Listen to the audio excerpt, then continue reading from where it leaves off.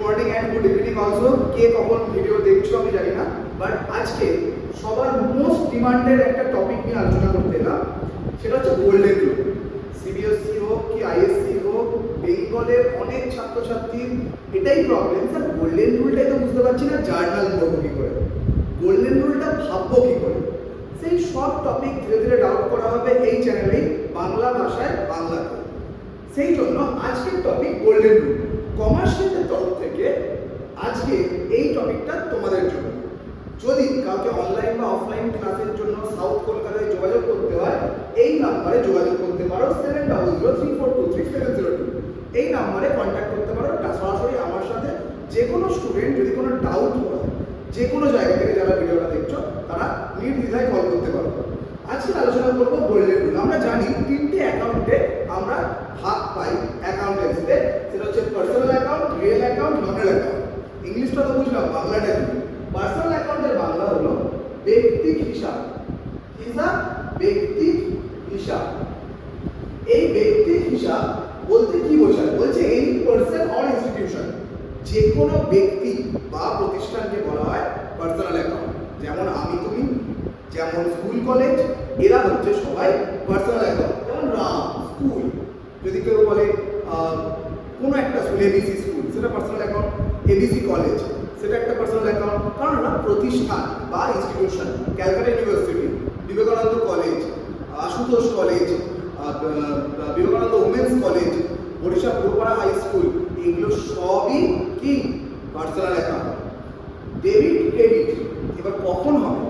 যখন আমরা জার্নাল করি, আমরা যদি ওপরের যে লাইনটা হয় সেটা ডেবিট লাইন, যেটা হয় সেটা ক্রেডিট লাইন। কিন্তু একটা ছোট্ট ইনফরমেশন দিয়ে রাখি, এই যে ডেবিট ছোট করে ডিআর লেখা হয়, ক্রেডিট ছোট করে সিআর লেখা হয়। এখানে এটা ডেবিট রেকর্ড এবং ক্রেডিট রেকর্ড কখন হবে? বলছে রিসিভার অলওয়েজ ডেবিট। মানে কি? ধরো আমি কাউকে, আমি একজন ব্যক্তিকে কিছু একটা দিলাম, তাহলে সে সেই জিনিসটা রিসিভার, আর আমি কে? গিভার। তাহলে যে রিসিভ করছে সে হবে ডেবিট, আর যে দিচ্ছে মানে আমি, সে হবে ক্রেডিট। তাহলে রিসিভার কি হবে? যে পাচ্ছে সে হবে ডেবিট, যে দিচ্ছে মানে গিভার সে হবে ক্রেডিট। ধরো আমি রাম বলে কাউকে একটা মিষ্টি দিলাম, তাহলে রাম কি হচ্ছে? মিষ্টিটা রিসিভার, তাহলে সে হবে ডেবিট, এবং আমি হচ্ছে গিভার, তাহলে আমি হব ক্রেডিট। অর্থাৎ জার্নাল হবে Ram account debit to KB sir. Okay, তাহলে পার্সোনাল অ্যাকাউন্ট আরেকবার রিভাইজ করে নিই। এনি পারসন অর ইনস্টিটিউশন, যে কোনো ব্যক্তি বা প্রতিষ্ঠান হচ্ছে পার্সোনাল অ্যাকাউন্ট, এবং receiver always debit, giver always credit. এরপরে আসি আমরা রিয়েল অ্যাকাউন্ট বা সম্পত্তি সম্পর্কিত হিসাব। সম্পত্তি সম্পর্কিত হিসাব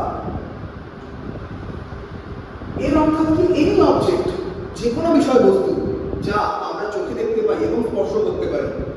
any object which you can see and touch, those are called real account বা সম্পত্তি সম্পর্কিত হিসাব। যেমন গ্যাস আমরা চোখে দেখতে পাই, স্পর্শ করতে পারি।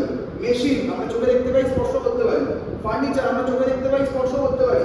বিল্ডিং এবং বহু কিছু, পেন পেন্সিল রবার, এগুলো আমরা চোখে দেখতে পাই এবং স্পর্শ করতে পারি। তাহলে এটা কি হচ্ছে? রিয়েল অ্যাকাউন্ট, যেটা মানে সম্পত্তি সম্পর্কিত হিসাব। ডেবিট এবং ক্রেডিট এখানেও হবে, এই অ্যাকাউন্টটাও পাওয়া যাবে। কি বলছে? What comes in debit, what goes out credit. অর্থাৎ কামস ইন মানে কি? যা কিছু আসছে। ধরো একটা বাইক কিনতে গেছি টাকা নিয়ে, তাহলে আমার বাড়িতে কি আসবে? বাইক আসবে। অর্থাৎ বাইক চোখে দেখা যায়, স্পর্শ করা যায়, তাই বাইক হবে রিয়েল অ্যাকাউন্ট। এবং যদি আমি কিনে বাড়িতে আনি, তাহলে আমার বাড়িতে কি হচ্ছে? কামস ইন হচ্ছে, তো আসছে, তাহলে সেটা হবে কি? Debit. What comes in debit. আর আমার পকেট থেকে কি চলে গেল? টাকা, ক্যাশ। ক্যাশও কিন্তু রিয়েল অ্যাকাউন্ট, সেটা কিন্তু হবে কি? ক্রেডিট, কারণ সেটা গোজ আউট হচ্ছে। তাহলে কি হচ্ছে রিয়েল অ্যাকাউন্টে? হোয়াট কামস ইন ডেবিট, যা কিছু আসে তাই debit. What goes out credit, যা কিছু চলে যায় তাই ক্রেডিট। অর্থাৎ যেগুলো আমরা চোখে দেখতে পাই, স্পর্শ করতে পারি, সেগুলো রিয়েল অ্যাকাউন্ট। সেই রিয়েল অ্যাকাউন্টের জিনিস যদি আমার কাছে আসে, আমার প্রতিষ্ঠানে আসে, আমার কোম্পানিতে আসে, বা আমার বাড়িতে আসে, তাই হবে কি? Comes in. কামস ইন হলে কি হবে? ডেবিট হবে। এবং যদি চলে যায় কোনোভাবে, বিক্রি করে দিই বা আমার পকেটে টাকা চলে যায়, রিয়েল অ্যাকাউন্ট যদি আমার প্রতিষ্ঠান থেকে, বাড়ি থেকে চলে যায়, তাই হবে কি? ক্রেডিট। মনে রাখতে হবে। নমিনাল অ্যাকাউন্ট বা নামিক হিসাব। হিসাব নামিক হিসাব। No physical existence আর ইউজ, মানে কি এর কোনো বাস্তবিক ভৌত অবস্থা হয় না, শুধু আমরা কি করি টার্মগুলো ইউজ করি। ধরে নাও আমি কোনো জায়গায় গিয়ে পড়াচ্ছি, তার বদলে কি পাবো? ফিস পাবো। সেই ফিস নিয়ে আমি বাড়ি আসছি, গাড়িতে ভাড়া দেবো, কিসে দেবো? ক্যাশেই দেবো, ফেয়ার দেবো, গাড়ি ভাড়া দেবো।